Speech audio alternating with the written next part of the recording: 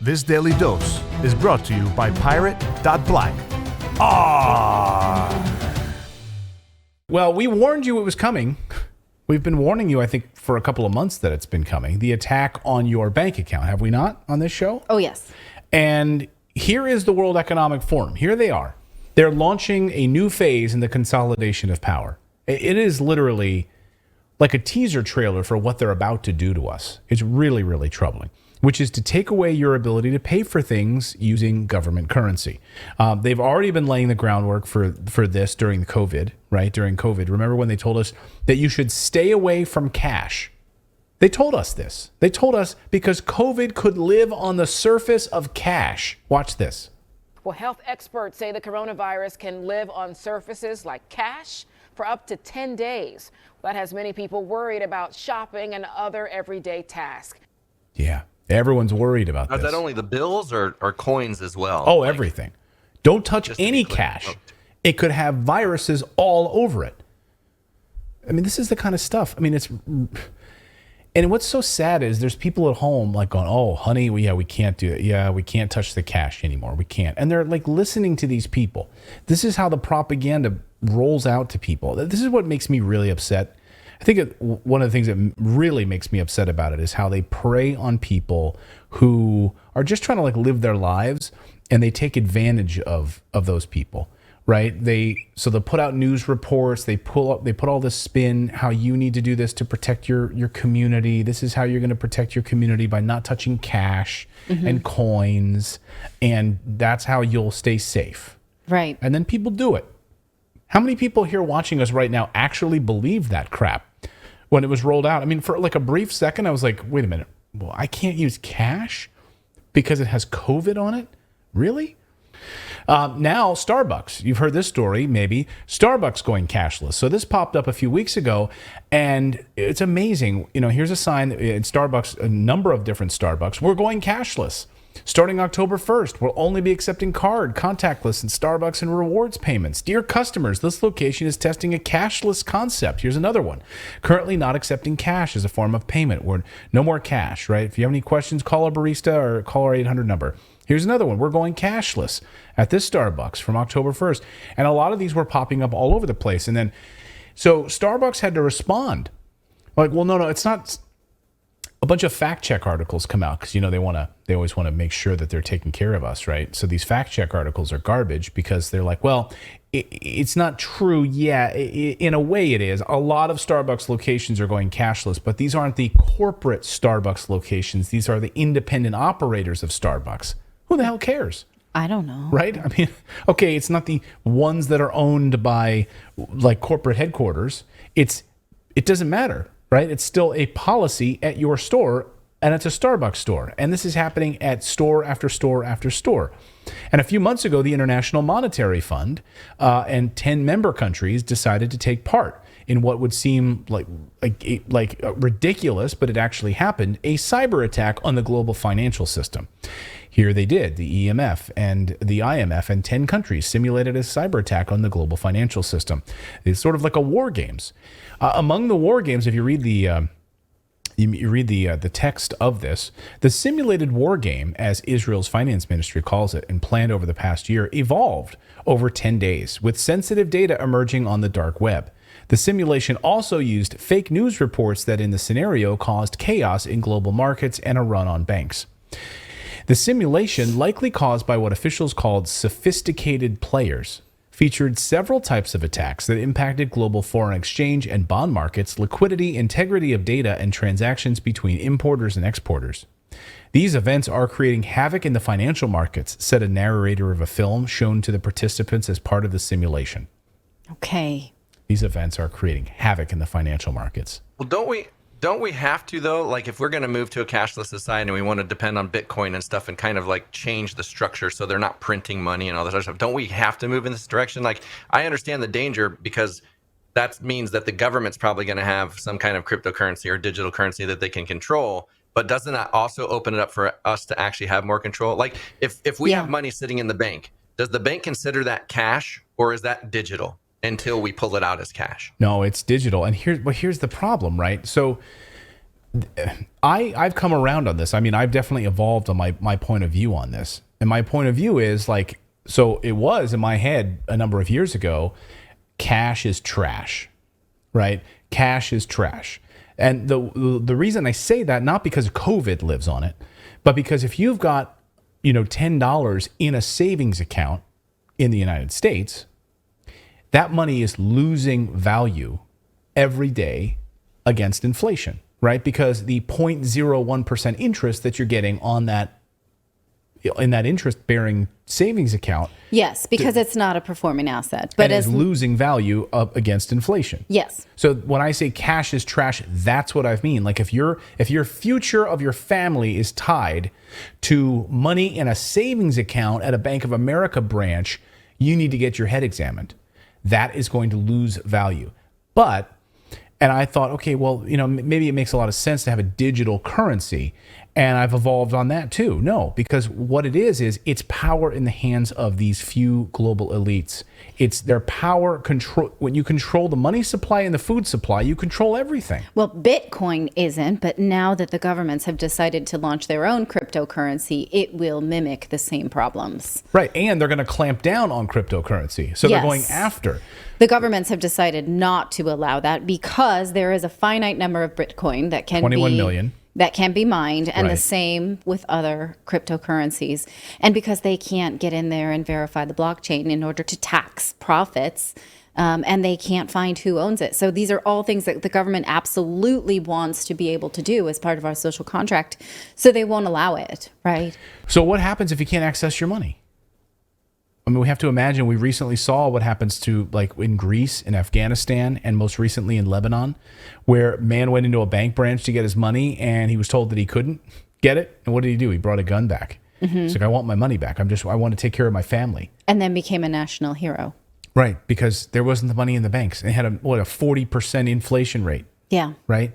No, the money's in Harry's house and the money's over in Cheryl's house. You see, it's not here. Right. It never is.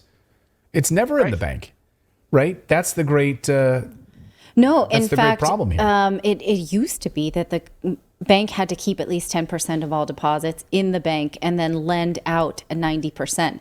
That was dropped, I think, during COVID to, was it 0% or less than 5%? It was 0. It went down to 0. Right. Now they don't have to have anything. They don't have to have any, so they can continue to create money based on a shared belief system. Yeah, it's a fractional reserve banking, which is they only had to, if you put in $100, they only had to keep $10 in the bank. It's not fraction anymore. It's full reserve banking, Full. Zero reserve. So this tweet from Alchemical Daddy, pointed this out and did some great job collating some of this, and some of this I forgot about. But the symbolism is potent in this ad. Extreme weather freezing your bank account equals liquidity freeze. Warning of the severe snowstorm or cyber attack, climate change, and cyber pandemic programming. Have a ripple effect, it says. Hints at a solution, Ripple, XRP, maybe. But definitely a digital currency, right? And their own way to control it. The gist of the platform is that and they actually, the WEF rolled out their own platform on poverty. The gist of this platform is that we can remove poverty if you give us control of your money.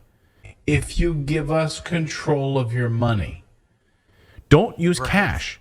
The people that hide money under your mattress, guess what? You will not be able to hide money anywhere in this system. Like, you will not be able to hide a penny. No, we will control it all.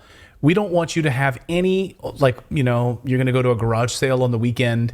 None of that. Sorry, that's out the window. You're not going to do any of that. You will literally tap and pay. We'll make sure that those people have, point of sale things at the garage sale so you can just tap your device, right? Oh, 1 billion people are in poverty and 1 billion people don't have access to banks. What if we could control all of those people by giving them a digital bank account that we control? How about this woman who can't get access? Everything in her account's just frozen. She can't get access to it. So she has no money. It's all frozen. Here's how it happens. Watch.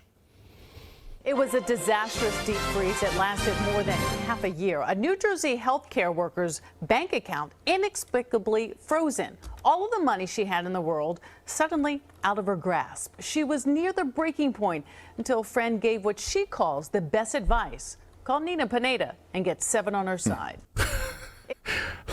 No. Okay. So he called ABC News, and we got Nina Pineda on our side. Here's another man who can't get access to his money. Watch this one. Any banks closing branches as more customers bank online and fewer go into the bank in person. But for one East Bay man, it caused a mild panic, actually. The Bank of America shut down his branch just hours after he made a huge deposit and his money disappeared. So you can imagine how worried he was. So he came to 7 on Your Side's Michael Phineas. Wow. Oh, well, there you go. Everyone's going to ABC to get 7 on their side to get my money back. But this is how the WEF plans to, scare us about the financial system. I want to play this again. Just watch their messaging now that we've had some context here. Watch.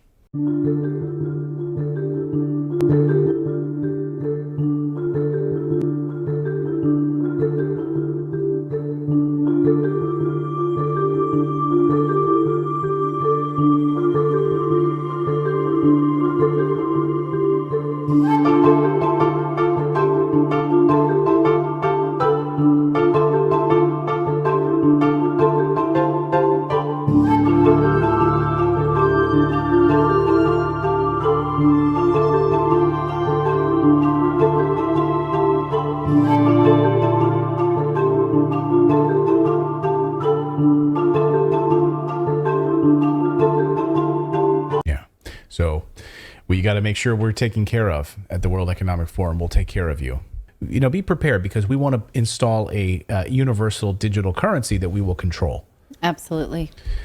Well, if you don't have a digital way to pay, will you then be washing dishes?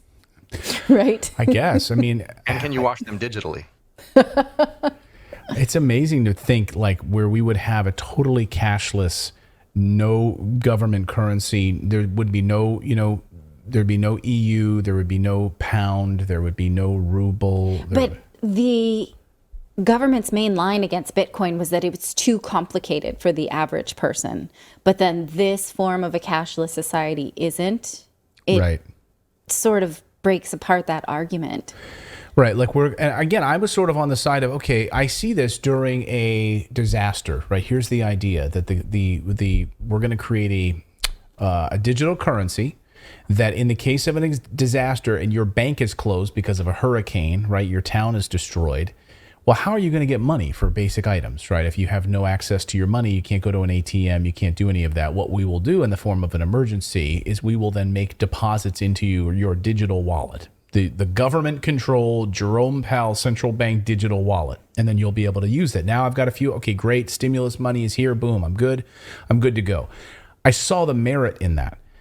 But this is how, once you see the merit in it, you also see this is the backdoor way of getting you to be compliant. Yeah. Right? Is to scare you with this idea of there's a hurricane, there's this and that. And this is why you need a digital wallet. This is why you should never use cash because it has COVID on it.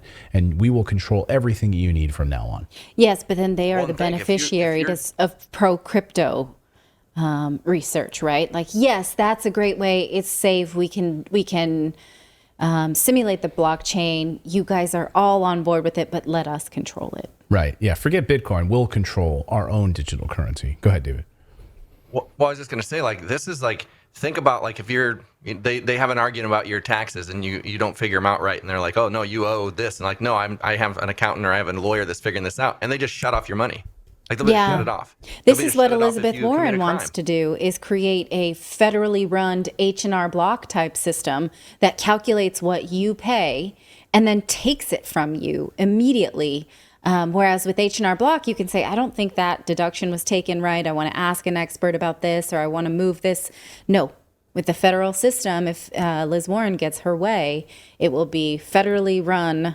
You put everything in, it calculates, it takes from you, you're done here.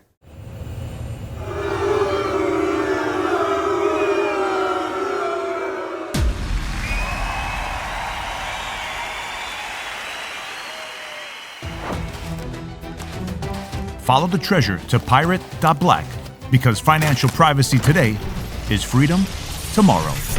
ARRR!